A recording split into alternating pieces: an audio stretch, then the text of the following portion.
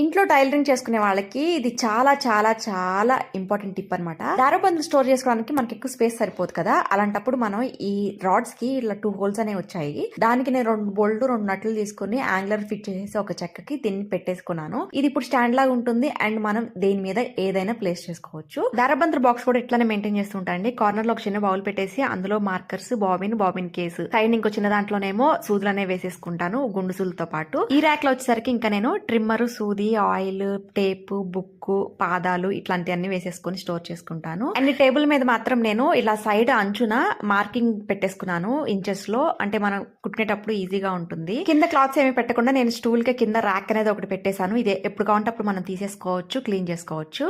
దీని మీద క్లాత్స్ అనేవి పెట్టేసుకుని నేను తీసుకుని యూస్ చేసుకుంటూ ఉంటాను. మీరు కూడా ఇలా మెయింటైన్ చేస్తే చాలా నీట్ గా ఉంటుంది అండ్ క్విక్ గా మనకి ఏది కావాలంటే అది త్వరగా తీసుకుని యూస్ చేసుకోవచ్చు. ఈ వీడియో మీకు యూస్ఫుల్ అనిపిస్తే మాత్రం ఒక చిన్న లైక్, సబ్స్క్రైబ్ చేయండి. బాయ్.